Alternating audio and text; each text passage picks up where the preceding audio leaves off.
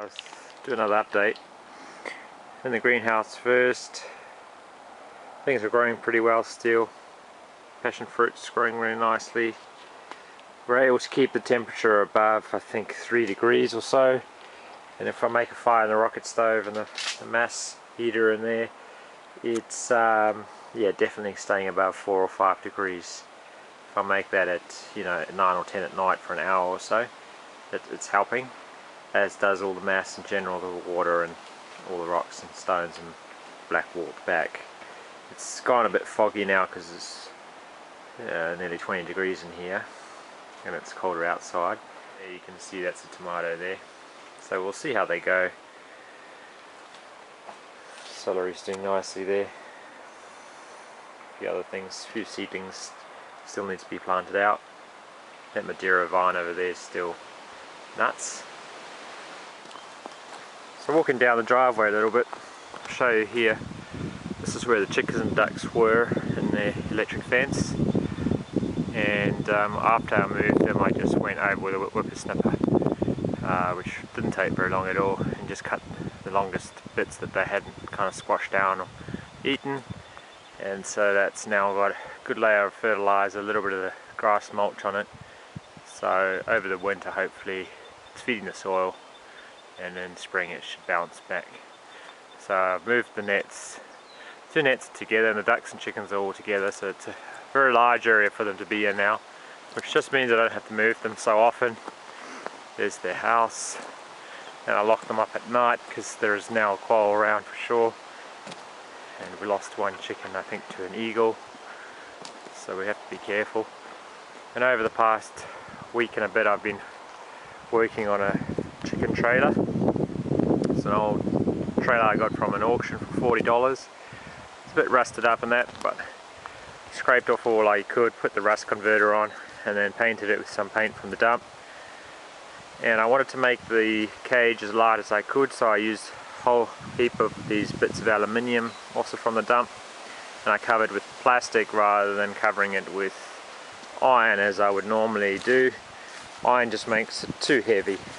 So the idea with this one is that I can hopefully, where it's reasonably flat, I can pull it and move it around easily. These other cages, I kind of struggle, even if I put the trolley underneath it to lift it up, it's still very hard to move, and even with 2 people it's quite difficult. So the idea is just to make it much more mobile with this one, and hopefully also we get a good manure drop through the fence wire. We'll see how that works. Maybe we'll have to put hay on there, see how the chickens can walk over it. It's got 2 nesting boxes in there, you can see, and some roosts and stuff, so they can hopefully get up to these higher roosts where they should. I think they'll like it. And I'll try and catch some of the water off this plastic that goes where that pipe is at the front. I'll put a water container there to try and catch some of the water when it does rain. And I'm going to move this fence down to this area under the trees here, let them forage, scratch it all up. And along from where the chickens and ducks are now is where the pigs were before, which I'm slowly, when I get a bit of time, I kind of rake it over flat, take out a bit more of the rocks, because as you rake it a little bit, more and more rocks come out. And on this little bit here, my neighbour gave me some lupin to try, and it seems to have sprouted pretty well. So you can see the little sprouts coming up. I'll zoom in there. So lupin is quite good because it's something that can germinate even in the winter when the soil's cold. So we'll have a little trial just up to where those tools are just past there, is where I put the lupin after raking it, and we'll see how that grows up. And yeah, you can see the house in the distance there. The fence goes just before there. We'll go walk down there, and then I've made another area for the pigs further on. So we've kind of making the areas bigger and bigger and giving the pigs more area to dig up. You can see what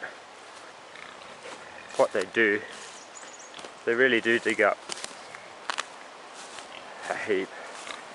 And the amount of rocks that have come out, you can see I'm rebuilding this old wall is 80 to 100 years old. So I've rebuilt the wall, lifted the rocks back up, added more rocks to it, which is quite easy because there's so many rocks come out of the soil here. So this mama's just had babies a week ago. Hello pig! Hello mama! Where's your babies? So she's just actually in part of this area. I put a, let's see where the other pig is. I put just a line across because she had the babies kind of unexpectedly, a bit early I think. And I didn't get time to move her up to the pen, so that's fine. She made a big nest. She's protected from the weather. This side's open and this side doesn't really get the wind coming in, so she's protected. She made a big nest. She only had 4 babies, which is surprising.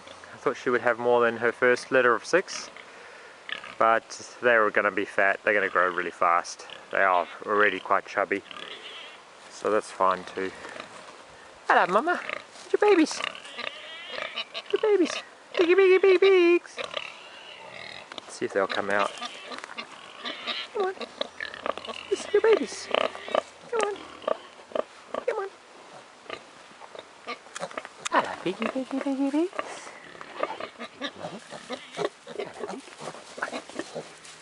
She's just poking me from behind when I'm having a look at the babies. Hello piggies! And they're very cute now. So this morning, like I say, they're a week old. This morning when I was feeding her, I came back, they were all out eating clay. So I suspect that they're eating the clay maybe to inoculate their stomachs or something, or line their stomachs before they start eating some of her food. So I predict they will come and start eating her grains and stuff next time she feeds, which I thought was quite interesting. Hello pigs! So they're out about now and walking around, and we don't have to worry. I think they'll always stay near the mother, so they can go under the fence if they really want to, but I don't think they will. And so the other female's next door, she's pregnant too, so she'll be another 3 or 4 weeks. Hello mama! Hello pig! Hello pig! Hello pig! Hello pig! And there's Digger over there, so we'll go a little walk here. So they're about to be moved too. I'm going to move them tomorrow probably. There he comes. Hello Digger! Big pig! Hello Digger! You want to come say hello? Hello pig! So again, there's lots of rocks up there. That path goes through the forest, so I'll keep repairing that. Some of these rocks are quite big, I need help to get them out. Cover for the caravan's taking shape as well. I've got a friend coming to help today, and he came and helped last Sunday. This is something I can't really do myself so easily. Probably could do it, but you know, some jobs just 2 people really do help. So these are the poles I got from the auction, and the older beams I got before, leftovers from the pizza house. So we're just making a kind of high roof with that corrugated iron up the top today, hopefully. Started anyway.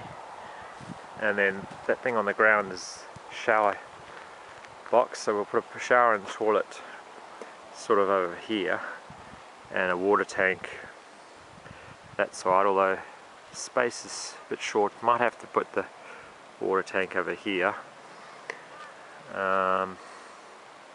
Yeah, so the caravan will be parked under here, and there will be a little bit of an outdoor kitchen area next to the shower and toilet.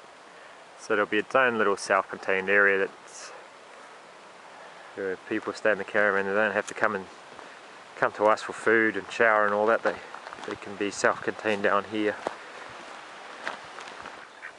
Duck, duck, duck, duck, duck. Quack, quack, quack, quack, quack.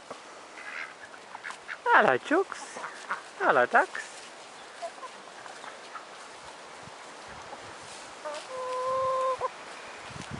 The ducks and chickens seem to get on alright.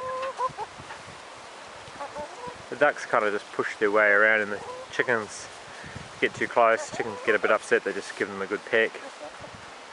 Other than that, they seem to be alright. Tuk tuk tuk tuk tuk tuk tuk tuk. Tuk tuk tuk tuk tuk.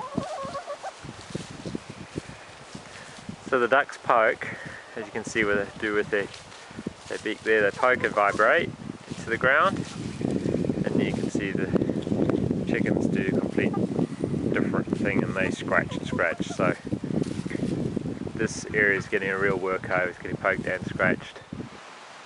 I got some guinea pigs last week. I saw them for sale. I thought, oh well, we can't have rabbits, so maybe guinea pigs. Did a quick little bit of research, and it seems that you don't really need to buy feed for them. And I'm attracted to that idea because buying in grains or other pellets and stuff is an outside input, and if we can avoid that, it's better, definitely better. So you can see on this, where this long grass was, where the cage has been, they eat it down to nothing. And they basically eat grass and veggies. So we have veggie scraps. We get carrots and broccoli from one of the restaurants in town, and I can go around and pick up comfrey and kale, rocket and all that kind of stuff. And hopefully we don't, like I said, we don't have to buy feed, so we just move them around in any areas that we want intensively grazed and fertilized. Yeah, it's only a 20-second job to move their cage along a bit. We've got lots of hay for them. It's a bit of hay and green stuff. We'll see how they go. We've got 2 males and 4 females, and I think they will breed quite quickly, so we can get the numbers up and maybe just sell them off occasionally. So in terms of food production, we've got your brassicas and radishes and a few other things growing in the winter. This is a little bit of trial here to see how this area responds. Like you can see, it's a bit shaded. I've cut down some branches off the trees to get a bit more light in here, and we had to cut down one big pine tree as well because it was just shading everything too much, and pine trees close to the house aren't great anyway. It's a fire risk. So yeah, one tree is letting a lot more light here as well. Got broad beans there, as well as all the other brassicas and a little bit of silver beet. The slugs have really slowed the veggies down, and I've had to be out there a few times trying to squash some. But we just had 13 meals last Wednesday, so hopefully that'll help get everything growing better. It's doing reasonable. Some of that kale there's now growing quite well. I'm trying to think what else we've been doing, and since I took the last video. I guess quite a lot of maintenance work. We planted a bit more rhubarb. We had the border organic group come for an event here for sort of a talk and a tour and lunch. So I was preparing for that. Otherwise, you know, redoing veggie gardens with the mulch, planting seedlings. Evita's been away, so for the last 3 weeks I've had to do everything. Some more veggies growing in here. All the sweet potatoes and that finished when the frost first came, but a few more veggies further on down there. And this is kind of just lying fallow for the moment. We've had some frost, but not very cold yet, but you know, you can see the red leaves in a lot of the plants from the frosts. Okay, that's about it.